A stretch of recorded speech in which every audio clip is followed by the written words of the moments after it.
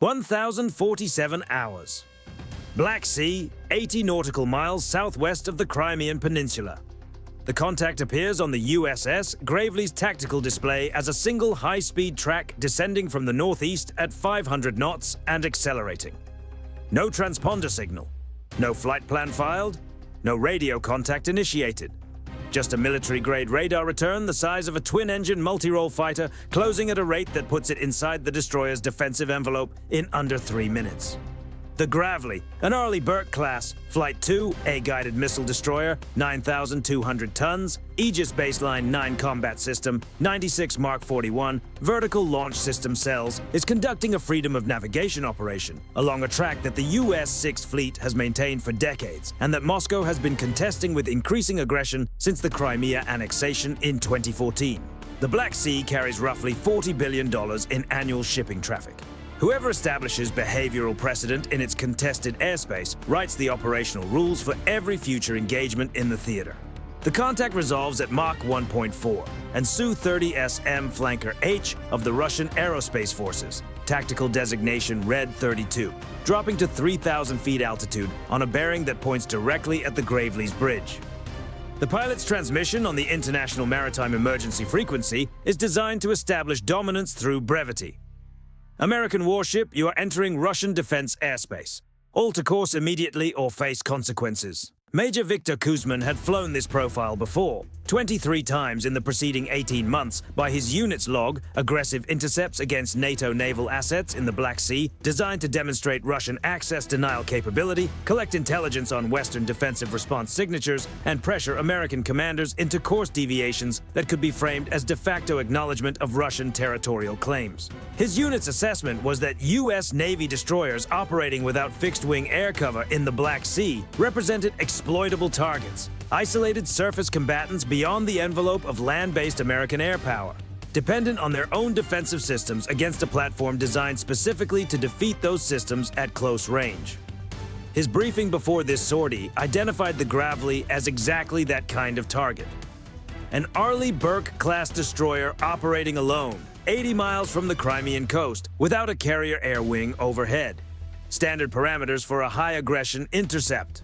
Put the flanker inside 5 nautical miles at Mach 1.4. Activate fire control radar to generate a legitimate weapons lock warning. Hold the vector long enough that the American crew understands the missile envelope has been entered, then break off and recover. The ship diverts course or floods the emergency frequencies.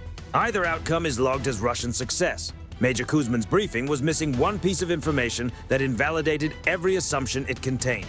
The Gravely was not operating alone. It had not been operating alone for 24 hours, and the kill chain tracking Red 32 did not start when the Su-30SM appeared on the tactical display. It started when the aircraft's 2 Saturn AL-31F engines ran their startup sequence on the ramp at Novorossiysk Air Base at 06:23 that morning. The space-based infrared system satellite constellation, SBIRS, the same orbital architecture that monitors global ballistic missile launches in real time, detected the engine startup thermal plume and flagged it against the base location and the known operational pattern of Red 32's wing. A KH-11 Block 4 reconnaissance satellite with a collection pass timed to the predicted intercept window confirmed the Su-30SM's full combat loadout before the aircraft had left the traffic pattern. 2 R-77 active radar homing missiles on the outboard stations, 2 R-27ET extended-range infrared seekers on the inboard pylons. Live weapons, not training rounds. That assessment, not a warning, not a suspicion, but an actionable intelligence product with a predicted flight path and weapon release envelope, was delivered to the Gravely's Combat Information Center via the classified space-ground relay network before Red 32 had cleared Novorossiysk airspace. Lieutenant Commander Chen did not learn about the threat when the radar contact appeared on her display. She had been working the pre-computed fire control solutions for 40 minutes before Red 32 crossed the horizon. 300 miles away over Romanian airspace, an E-2D advanced Hawkeye, the U.S. Navy's carrier-borne airborne early warning platform, its AN/APY-9 UHF radar, capable of painting the entire Black Sea theater with a single scan, was feeding contact data via Link 16 into the Gravely's Aegis system at update rates faster than any human operator could process manually. the Gravely's own AN/SPY-1DV was not the primary sensor tracking Red 32. The SPY-1D was receiving a queuing solution from the Hawkeye that already had the Su-30SM's precise position, velocity vector, and projected flight path resolved to fire control quality. Through the Cooperative Engagement Capability data link, the Gravely was seeing Red 32 through eyes it did not need to reveal, and that Red 32 had no way to detect. Major Kuzmin believed he was approaching one ship. He was approaching the terminal node of a sensor network extending from geosynchronous orbit to Romanian airspace to the surface of the Black Sea, all feeding a single targeting picture into an Aegis combat system that had been computing intercept solutions for his aircraft since before he received his mission briefing. The Aegis Baseline 9 combat system had generated 18 simultaneous intercept solutions for Red 32 at various approach waypoints. For each solution, it had pre-assigned the optimal SM2 Block 3 A interceptor from the Gravely's VLS inventory, computed the ideal launch timing, and held the fire control loop at 400 millisecond readiness. The SM2 Block 3A is a 15-foot, 1,500-pound interceptor that accelerates past Mach 3.5 in the first seconds of flight, guided by semi-active radar illumination in mid-course and transitioning to active terminal homing at engagement range. Its 200-pound continuous rod blast fragmentation warhead detonates on a radar proximity fuse. Against an Su-30SM at 3,000 feet, making a Mach 1.4 attack run, the probability of kill figure displayed on Chen's tactical screen was 99.8%. Not a single SM-2 left the VLS. Do you think Kuzmin had any indication before he crossed the 20 nautical mile threshold that the engagement had already been decided against him? Or does the Russian intercept doctrine assume isolation of the surface target all the way to the decision point? That assumption is the structural flaw the entire engagement exploited. Leave your assessment below. 1,048 to 12. Red 32 crosses the 20 nautical mile threshold. The N011M bears passive electronically scanned array radar. The Su-30SM's primary fire control sensor, capable of tracking 15 targets and engaging 4 simultaneously, shifts from search mode to continuous target illumination. In the language of electronic warfare, this mode transition is unambiguous. It is the emission profile that precedes weapons release. The AN/SLQ-32 V5 integrated electronic warfare system registered the mode change and classified it in under 2 seconds. Chen did not order the SM-2 launch. She ordered the full-spectrum electronic warfare sequence. The AN/SLQ-32 is not a jamming system in the conventional sense, a device that floods frequencies with noise to prevent radar operation. It is a digitally agile deception system that can generate synthetic radar returns calibrated to the specific emission characteristics of the threat radar it is countering. What Red 32's bars array received when the SLQ-32 engaged was not silence and not static. It received a coherent, physically plausible radar picture. The Gravely's signature present and clearly resolved, but displaced 10 nautical miles to the south of the ship's actual position. Simultaneously, the system generated 12 inbound threat tracks from the north at Mach 3 closure rates, displayed on Red 32's radar warning receiver with the signature parameters of SM-2 interceptors in terminal phase. The displacement and the inbound tracks were entirely fabricated. Every pixel of that picture was generated by the SLQ-32's digital emission system, transmitting on the exact frequency bands Kuzmin's avionics were using to build their situational awareness. From the Gravely's deck, a Nulka active decoy launched vertically. The Nulka is a rocket-propelled autonomous emitter, 7 feet long, climbing to 100 feet above the water's surface within seconds of launch. That broadcasts a radar return calibrated to be 100 times larger than the Gravely's own cross-section, tuned specifically to the R-77's active radar seeker acquisition frequencies. If Kuzmin released his R-77s at any point after the Nulka went active, his missiles would find the decoy. The Gravely would be somewhere else entirely. 1,048 to 25, 5 nautical miles. Kuzmin's cockpit was producing contradictory information faster than his decision cycle could process. His target had moved 10 miles in the time it takes to blink, impossible under the physics of surface ship maneuvering, which told him something was generating a false target. His radar warning receiver was showing 12 inbound Mach 3 threats from the north. Too many to defeat with his defensive countermeasures. Too fast to outrun at his current altitude. His own BARS fire control radar was providing a targeting solution for a ship at a position his inertial navigation data couldn't reconcile with his approach geometry. In Russian intercept doctrine, a contaminated radar picture during a live weapons pass has one correct response: abort.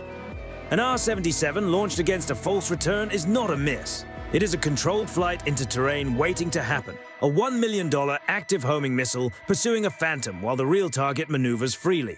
Kuzman's training dictated what happened next before his conscious decision-making reached the same conclusion. Red 32 pulled into an 8G climb at Mach 1.5, engine thrust at maximum continuous, breaking his attack vector and clawing for altitude. The transmission on the emergency frequency was not a tactical report. It was a pilot who had entered an electronic environment he didn't understand and come out the other side without understanding it any better. System failure. Aborting. The Su-30SM withdrew northwest. The Gravely held course and speed through the entire sequence. The BARS radar had been in active fire control mode for 11 seconds before the SLQ-32 engaged it. Those 11 seconds were enough. Every emission characteristic of the N011M bars in continuous target illumination mode, the pulse repetition frequency, the frequency hopping pattern, the specific chirp bandwidth used at fire control power levels, the precise timing signature of the mode transition from search to track, was recorded, time-stamped, and stored by the Gravely's electronic intelligence suite. The compression algorithms processed the raw intercept data into an intelligence product. The encryption system packaged it. The satellite uplink transmitted it to US Cyber Command before Red 32 had completed its withdrawal turn. That product will be distributed to every Allied Air Force operating F-35s in the European theater. Every NATO pilot who will ever face an Su-30SM in a future engagement now has a more complete picture of exactly what the BARS radar looks like at fire control mode, and exactly at what power levels and frequency configurations it becomes susceptible to the deception techniques that the SLQ-32 applied in those 11 seconds. Russia paid for one intercept sortie with the fire control emission library of its primary air superiority aircraft. Consider the complete exchange ledger, Russia's expenditure. Full fuel load for one Su-30SM combat sortie, live weapons risk from a Mach 1.4 attack run at low altitude, and the BARS radar's fire control emission profile, now permanently documented in NATO's electronic warfare database. Russia's return, zero course deviation from the Gravely, zero intelligence collected on the American defensive posture beyond what the SLQ-32 chose to show, which was a carefully constructed deception rather than the Gravely's actual emission characteristics. American expenditure, standard patrol operating costs, SLQ-32 power consumption for under 30 seconds of active engagement, one Nulka decoy. American return, complete characterization of one of Russia's primary multi-role fighters at its highest threat configuration. A documented operational precedent that the Black Sea is not a domain where surface combatants operate in isolation, and a Russian pilot who will spend his career briefing the engagement as a technical malfunction rather than a defeat. The kill chain that defeated Red 32 was not built in the 30 seconds of the SLQ-32 engagement. It was built over 24 hours of satellite collection, over months of Hawkeye patrol orbits building the Black Sea electronic order of battle, over years of Aegis software development that makes 18 simultaneous intercept solutions available in the time it takes to read this sentence. The Gravely's crew did not react to a threat. They executed against a threat they had characterized, predicted, and pre-defeated before it arrived on their radar display. That is the operational principle the Black Sea engagement demonstrates with unusual clarity. Information architecture, the kill chain from orbit to surface, does not reduce the danger of an armed Su-30SM at close range. It collapses the decision timeline so completely that the response is already computed before the threat has formed. The BARS radar going active was not the start of the engagement. It was the moment the adversary entered a kill chain that had been running for hours. Here is the question that Russian aerospace planners are working through after Red 32's mission debriefing. The SLQ-32 deception capability defeated the BARS radar's fire control picture by generating a false target displacement and synthetic inbound threats that the pilot's training required him to treat as real. Hardening against that technique requires building a radar processor that can distinguish between genuine reflected energy and injected synthetic signals at the signal processing level. An authentication layer that verifies target returns against independent inertial and GPS data before displaying them as valid fire control solutions. That is an engineering problem, and it is solvable. When Russian radar systems incorporate that authentication layer, does the non-kinetic defeat option still hold? Or does solving it shift the engagement back to the question of whether the SM-2 leaves the VLS? That is the question that determines what the next Black Sea intercept looks like. Leave your analysis in the comments.